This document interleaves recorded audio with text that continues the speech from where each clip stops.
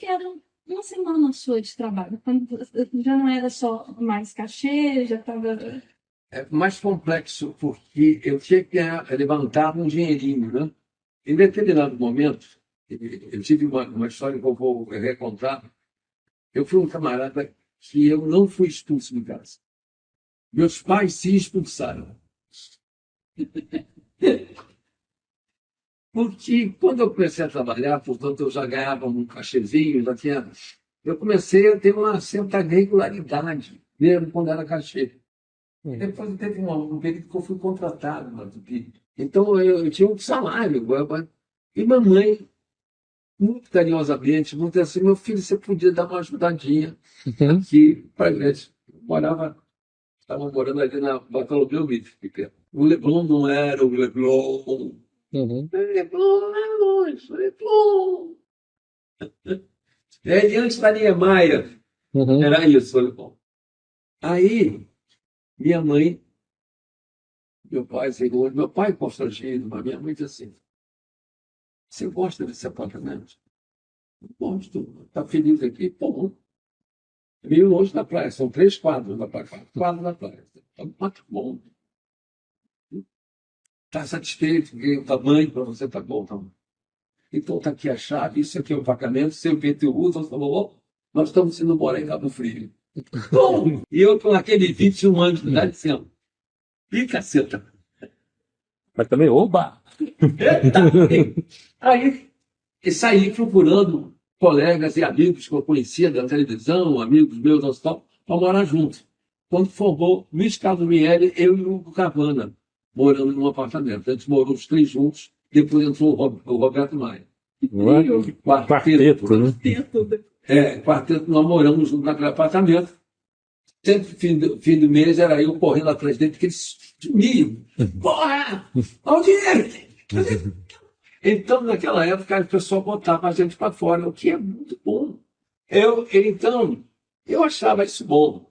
E aí, então, ele junto a isso, veio uma outra coisa muito importante na minha construção, que aí eu começou as dublagens. Em 1959, começa a entrar filmes estrangeiros e vem a dublagem. E era uma outra coisa que eu passei a fazer. Na dublagem também era muito bom, porque como eu dublava personagens, às vezes personagens principais do seriado, eu vi os caras repetindo o plano, tipo, opa, quando eles montaram esse Stephanie, eles já gravaram dessa série, dessa cena, Só usando. não. Eu comecei, dava para a gente ficar vendo essa coisa, então eu dublei muito, eu dublei personagem importante, eu dublei os Intocáveis, que Uhum. foi um enorme sucesso. Eu era para dublar o Elliot Ness, mas no dia que eu fui dublar o Elliot Ness, eu tive um dor de garganta, aí a voz ficou assim. Então eu cheguei, não posso dublar.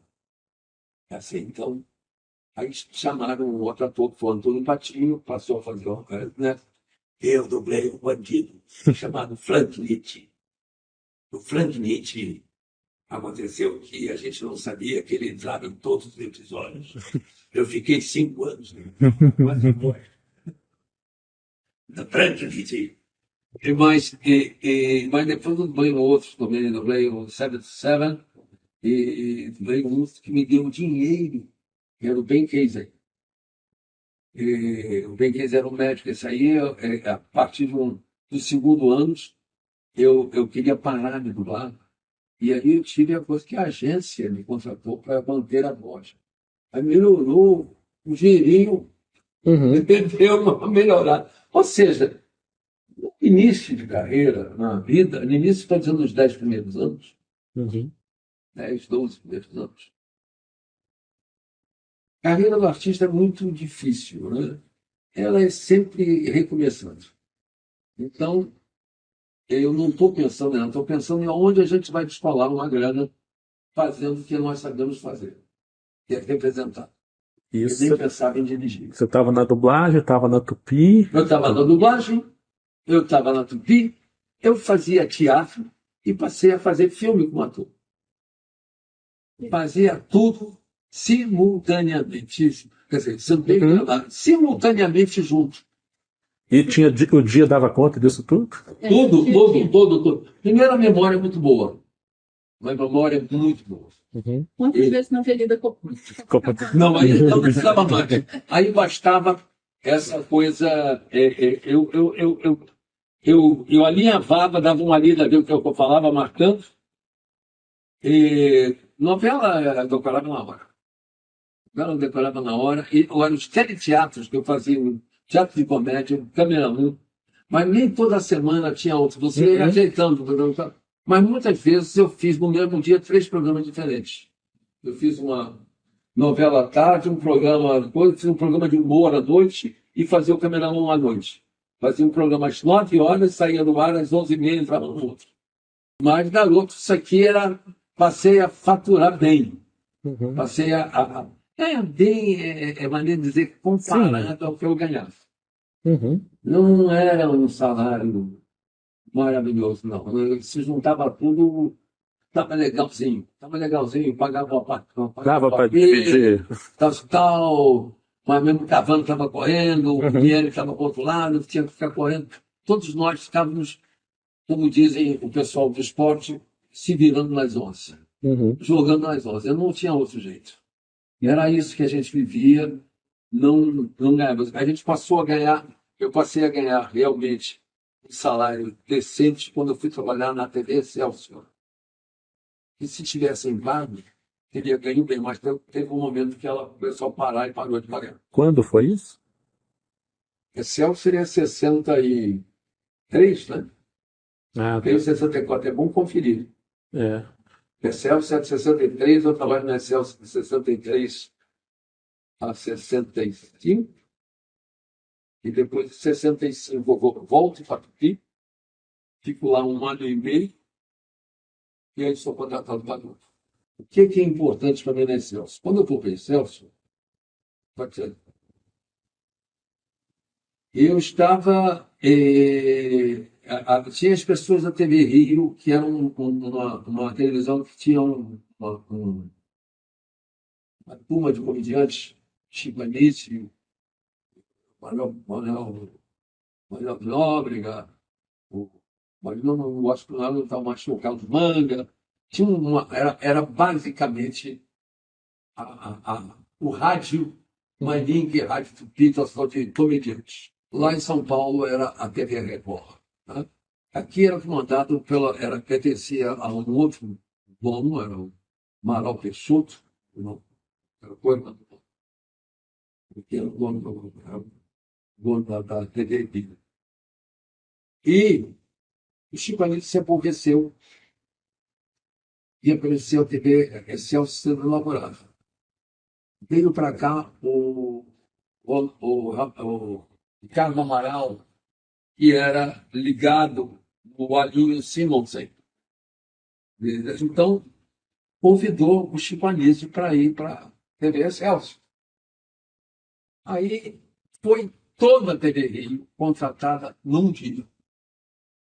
O Walter Clark, que era o diretor da TV Rio, ficou a 0 da noite para o dia. Todo mundo foi contratado. Eu era, na época, casado com a Dorinha do Rol, que era uma das comediantes da TV Rio. E então, eu fui levá-la. Eu vou dizer um número, que é um número, mas que não é real, Uhum. porque eu não sei se é exatamente isso. Eu ganhava por mês fazendo dublagem, teatro, filme, cachê na televisão, tirava uma média de uns 70 cruzeiros, 70 mil cruzeiros Uhum. por mês, 75 mil cruzeiros por mês. A Dorinha tirava outros tantos. A Dorinha tinha um quadro e ela ficava se virando para arranjar, que essa coisa que eu estou falando dos artistas. E ela tinha um disco feito pelo Naudion, feito pelo Billy Sérgio, que é o nome dele melhor, que era um disco em que tinha uma gravação de uma música onde a voz era acelerada. E desse disco, ela pegou e fez uma dublagem, fazendo um bonequinho, como se fosse um bonequinho Uhum. se mexer cantando esse nome. Ela disse, a coisa gostaram tanto, as pessoas gostaram tanto, que ela fez um Noite de Gala. Que pediram para ela fazer um outro. Aí ela casada comigo e disse assim, eu não sei como é que faz essa voz de novo. Eu digo, eu passo para você essa voz, eu sei. Aí você tem que gravar, você grava o playback em 15, solta para eu gravar em cima a voz em 7,5, que era o 15 ou 7,5, solta em 7,5 a voz, você tem que cantar lento, então, sei lá, ela é carioca, ela você vai cantar, ela é carioca, Uhum. ela é... Aí quando voltar para... Ah, fica aqui na galinha, e a boca dele. E aí eu comecei a fazer esse número para ela e fizemos alguns cachês na TV Rio, quando acontece essa. Vai todo mundo para Celso. Então, como eu dizendo, eu tirava mais ou menos 70, 80 paus dublando, fazendo cachê, fazendo filme. Ela tirava outros tantos. Aí, quando vai, ela entra para ser contratada e quando volta, diz, pô, me ofereceram 150. E aí, eu só aceitei. Porra, 150 anos? Porra. Aí então, um camarada, o Miguel Gustavo. Miguel Gustavo é autor de vários jingles e músicas que você deve ter ouvido ao longo da vida. Ele é o autor da abertura do Chacrinha. Abelardo Barbosa. Uhum. E todas essas coisas todas, né? O samba de Moreira da Silva, né? Na subida do morro me contaram. Uhum. E você batendo nele. Bom, e ele volta, oi Daniel, e aí? Estamos aí. Não quer ser contratado? Estamos aqui. Aí entra, eles me oferecem 100. E, pô, você vai ficar, vai pegar mal ganhar menos que minha mulher. 150, né? Porra. E aí, eu vim para a TV Celso, onde nós fazemos os programas daqui do Rio. São feitos programas do humor, Uhum. que estão tirando do TV Rio, que era realmente muito forte. São feitos programas de humor e musicais. E em São Paulo, eles compram compram, alugam, me lembro, a Vera Cruz, onde passam a ser feitas as novelas. E é onde é feita a primeira novela diária, o 25, Uhum. o Tarcísio Meira, que é feito lá. Então, a TV Celso, naquele momento, se torna um poder.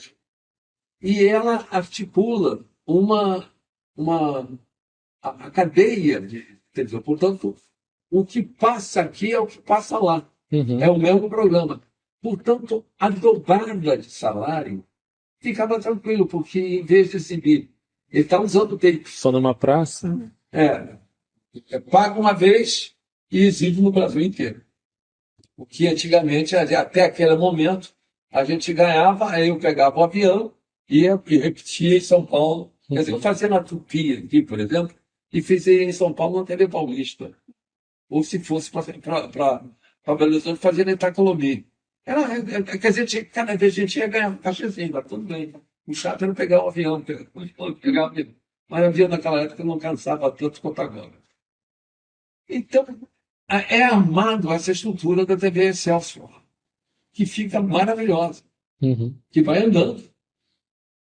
Aí a gente faz um enorme sucesso. Eu tenho que contar a parte minha, então.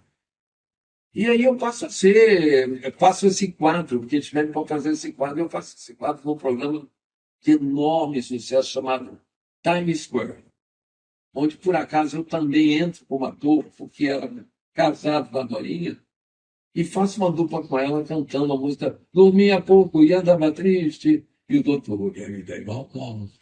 Então, isso é um enorme sucesso no Brasil. Eu fiz vários shows fora do Rio de Janeiro, contratado, e pessoas me esperavam como segurança. Que as pessoas entravam no meu quarto. Naquele momento, eu e a Dorinha ficamos um sucesso aqueles sucessos que as pessoas acham que não acabam nunca. Mas lógico que a gente já sabia, tanto eu quanto ela, já tínhamos. Vamos aproveitar que agora está dando. O time está ganhando, vamos lá, vamos jogar mesmo jeito. Então, esta coisa, eu que já tinha feito, tanto é que é uma das frases que eles dizem quando são contratados, olha, ó, aqui não tem nada de festival de Gabi, não, eu, aqui é comédia, estamos aí. Então, tem um lado solto, um lado da gente correndo atrás do trabalho. Eu não estou dirigindo ali, eu dirigi aquele programinha dela. Programinha, um quadro de 30 minutos. E aí, lá me põe, eu vejo que eu não vou, eu estou fazendo os programas de humor, e no programa de humor o que eu faço é aquele galã que as pessoas entram, as pessoas esculhambam porque ele é burro, porque ele é. Eu fico realmente, apesar de já ter feito todos os filmes que eu fiz, eu vi que eu estava andando para trás. Andava para trás não só nos papéis que eu fazia de humor aqui, como também até na dublagem. Esse Ben Casey, eu passei a ser a voz do Ben Casey. Eu que também me deixava perdido. Então, apesar de já ter feito filmes, já estava. A carreira é uma coisa complexa, que vai e que volta, que vai e que volta. Você está sempre atrás de ganhar um dinheiro, de se pagar a comida. Né? Uhum.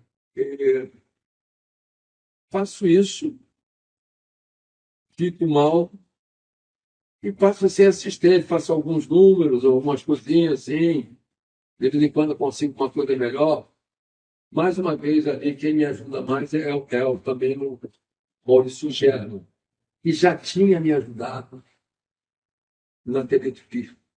Quando ele me viu de assistente do Joacim Campos, bom, sempre, pô, eu te vi no teatro sempre, bom, você não quer fazer umas coisas? Foi aí que eu começo a fazer umas coisas com ele. Inclusive, acabo fazendo aqui. Eu fui aqui o primeiro Visconde de Sabugosa. Uhum. Eu fazia o Visconde de Sabugosa aqui, difícil. Para quem não estudou, Visconde de Sabugosa era difícil. Eu tive que fazer um capítulo ao vivo de Paradigma de Lermos. Eu tive que decorar todos os pretéritos, mais pretéritos, tudo, de tudo que eu não sabia dizer com uma velocidade incrível ao vivo. Não. Porque eu era do Visconde de Salvaguarda, né? O Uhum. Visconde sabia tudo. Então, quando estou nesse lado, o Chico Anísio, mais uma vez, o Chico se dispõe, vai morar em São Paulo. O programa dele é o principal da noite. Ele tinha um programa Chico Anísio, era às 8 horas da noite, domingo. Aí, cheguei em São Paulo e pergunto para ele, quem você quer que dirija? Ele disse, eu quero que o Daniel dirija. Me telefone. Pô, você acha que eu posso dirigir? Claro, eu estou vendo você montar muitos musicais aí, botando, você vai me dirigir bem, né? Vem aqui me dirigir. Eu sei que quando ele pede ao Manga para me liberar, o Manga não levou, o Manga ri muito. O Daniel vai dirigir, pô. Então, eu sou diretor, porque minha mulher, Mariana Valdo, não sabia como completar aquele quadro, porque o Chico Anísio disse, vem aqui que você sabe dirigir. Ele me deu essa mão e lá fui eu para São Paulo. Era ali no Teatro Cultura, TV Excelsior. Fui contratado, o diretor-geral era Edson Leite. Eu sou contratado. E ele disse assim, o que você tem de dinheiro é isso? Pode pedir um pouco mais se quiser, mas pensa aqui, televisão a gente pensa, faz. Não pode sim ou não? Sim! Era, cada vez aumentava mais o dinheiro. Nesse período todo, a cada acertada de bola, o dinheiro dobrava. Eu sabia que aquilo era passageiro. Então, aí eu passei a ser diretor. Portanto, eu estou nesta confusão enquanto está tendo as coisas políticas. Uhum. ainda não teve. Eu vou bater com a política militar já para Globo.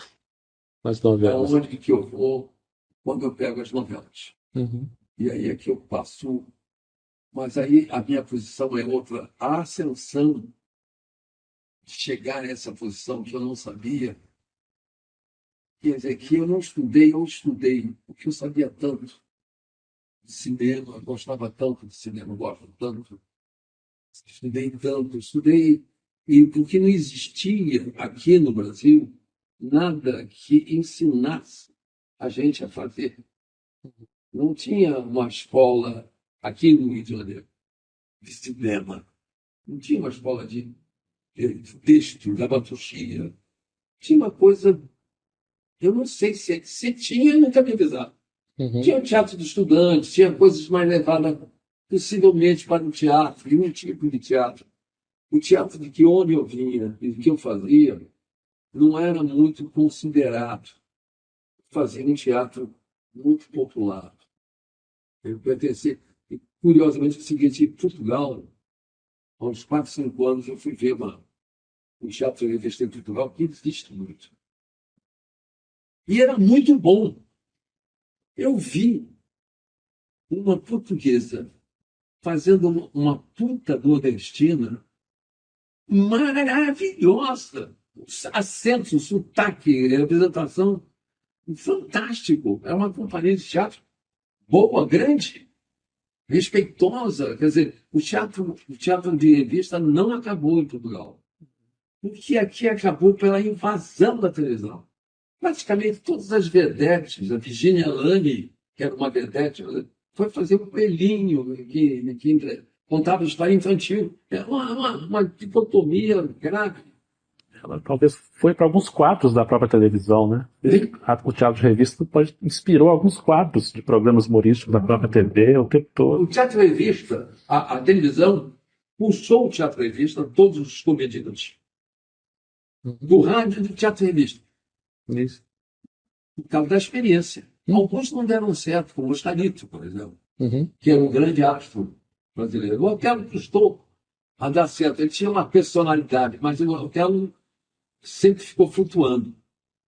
Mas muitos vinham no teatro revista e alguns faziam rádio também, Walter Dado, mas tinha outros que era essencialmente do teatro revista e das comédias do teatro revista. Eu fiz muito teatro revista antes de fazer a televisão. Então, eu fico muito perdido nessa minha tarimba, nessa minha subida, nesse meu andar. Mas eu acho que tem a ver uma coisa com o que você falou lá no início, que você nasceu na carreira, porque parece que o tempo todo você estava no palco e no balcão, sempre olhando, fazendo as coisas e vendo como as coisas se operavam. Então acho interessante, quando você chega nessa fase da Excelsior, para ser o diretor, você tinha essa maturidade de ter o circo, o rádio, a TV ao vivo, né, dos dois lados, a dublagem. Então, Chico Anísio não tinha nenhuma dúvida. Eu tinha essa. Ou seja, eu fui aprendendo sem saber o quanto eu estava aprendendo. Exato, Eu não sabia exatamente o que eu estava aprendendo. Eu sei que eu produzo o programa dele, de Chico Anísio, em São Paulo, que era aquele programa que ele fala com ele mesmo, várias vezes. A gente fazia, às vezes, em externa. Eu gravei um no Santos, quando o Santos era aquele time, o esquete brasileiro. Estava lá de Gilmar, Pelé, a Pepe, sabe? Cito. Tá todo mundo lá, aquele time clássico do Santos, aquele time que, em um momento no Brasil, todos nós éramos o nosso time e o Santos. Eu fui gravar uma vez em Santos, foi muito curioso, porque a gente tinha marcado para 5 dias, então arranjar um dia onde que, no dia seguinte, o jogo era fácil para o Santos. Ia pegar lá num time, não me lembro qual era. Então, eles iriam, eu podia interromper lá o treino deles, que não ia ter. Então, a gente quer gravar num dia. Pegamos o Chico Anísio lá. Quando a gente chegou para gravar com um caminhão lá, saindo de São Paulo, levamos um caminhão lá para Santos, lá para a sede do Santos, para o campo, tudo, não tinha ninguém. Esqueceram de avisar. Chico Anísio, conheci o Pelé, e nós fomos, então, eu e o Chico Anísio, à casa do Pelé. Pelé, oh meu Deus, quando é que o Pelé era hoje, que ele tinha marcado, pô, e aí, o pessoal não está lá, não tem ninguém lá. Isso foi um homem, depois o Pelé se tornou um bom amigo meu. Mas isso é um pouco mais da televisão brasileira. Aí o Pelé entrou na Mercedes dele, foi dirigindo a Mercedes com a mão para fora, depois eu conto por que a mão para fora, e foi em casa de um por um, chamando o pessoal, porque ele mandava naquele dia. Pessoal, tem gravação lá, da Excelsior, já sabe, mas é vocês, todo mundo descendo aquele timaço. E o Pelé, a mão para fora, era o seguinte, porque aquele carro andava para o Santos com as pessoas gritando Pelé, Pelé, Pelé, e a mão dele ia fazendo assim, ó, para todo mundo. Então ele ficou com um gesto aqui fora, mas conversando, mas sabe que ele está falando, alguém está gritando lá. Ele ia. Era muito interessante, a gente gravou lá com os meninos, todo mundo fazendo curioso. Eu, eu lamento tanto, meu Deus do céu, não existe nada disso gravado, gente. Não existe nada disso gravado, tudo foi perdido. De vez em quando eu vejo uma imagem na nossa televisão, uma fotografia, de sabe, as coisas se perderam, apagaram tudo. Eu lamento muito, porque eu acho que a memória é, para mim, a coisa mais forte e mais emocionante que tem. É por isso que a gente está registrando hoje. Não, eu não paro de fazer isso, porque é importante criar memória, dizer quem eram as pessoas.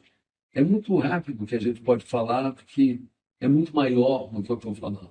Porque tinha eu tenho que falar isso aqui, é muito importante. Uma coisa que a gente está perdendo agora. A gente fala muito aqui no Rio de Janeiro, e em São Paulo também tem outros lugares, mas aqui no Rio de Janeiro a gente fala muito do tal Ferentina. Ferentina era um restaurante, tem ainda lá, agora está para fechou, não sei o quê, que tem muitas assinaturas, que todo mundo do show business, como você chamar, estava lá jantando à noite, de uma forma ou outra passaria. Lá passou de Brigitte Bardot, Alberto Sordi,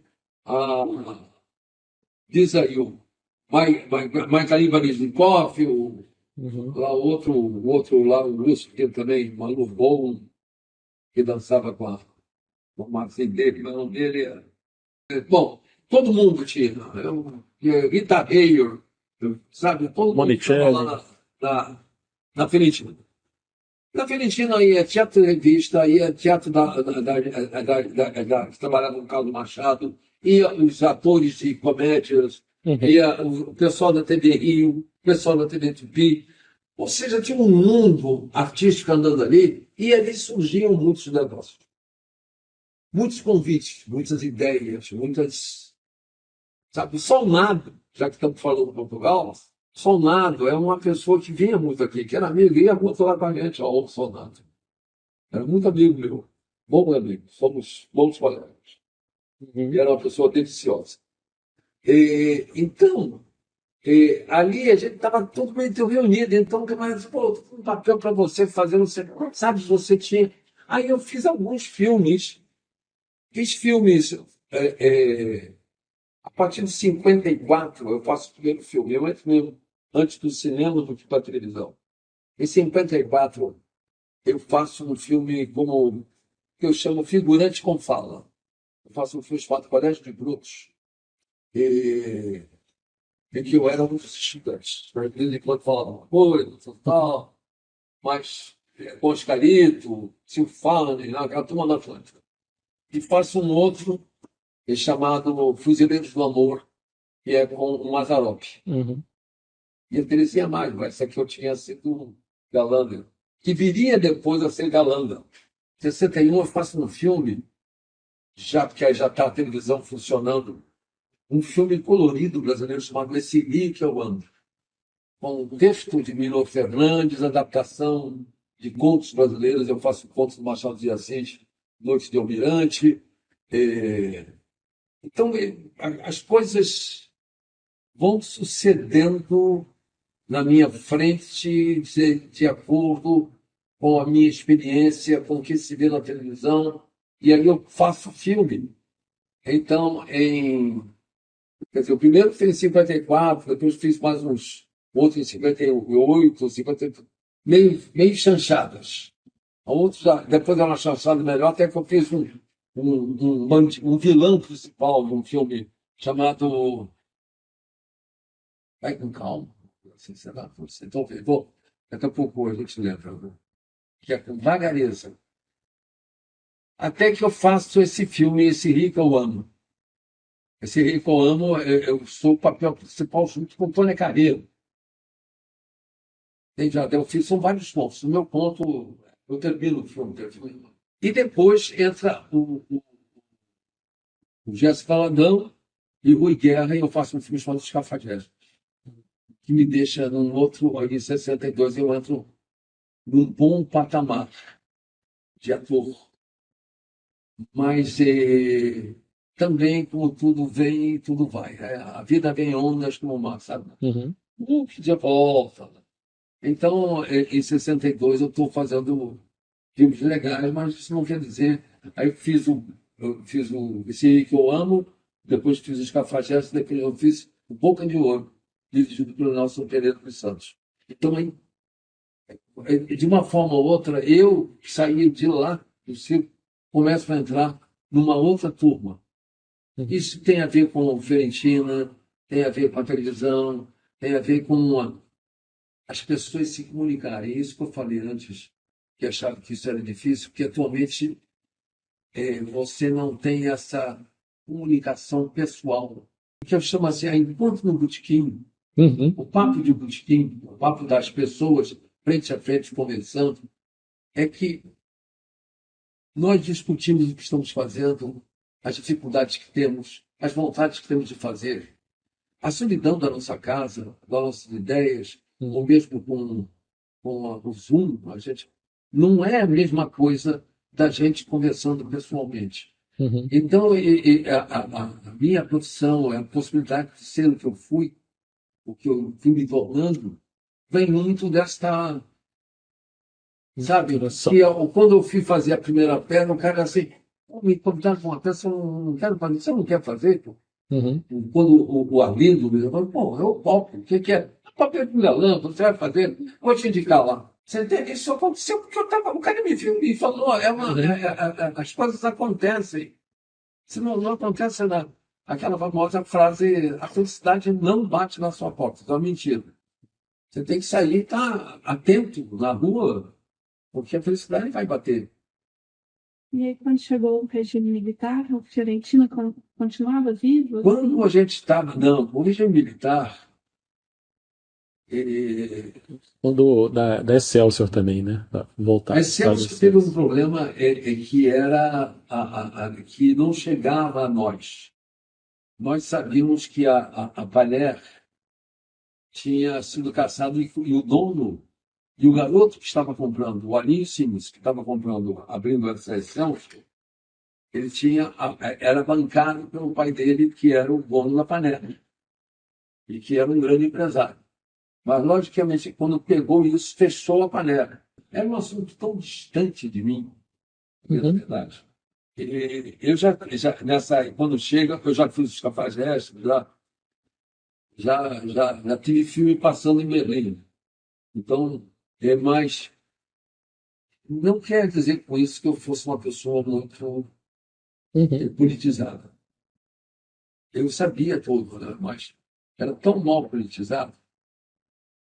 E um dia o Nelson Pereira deu para mim e para o Gavano os panfletos para a gente distribuir lá de cima na Câmara dos Deputados Estaduais aqui do Rio de Janeiro. Eu tomei uma porrada.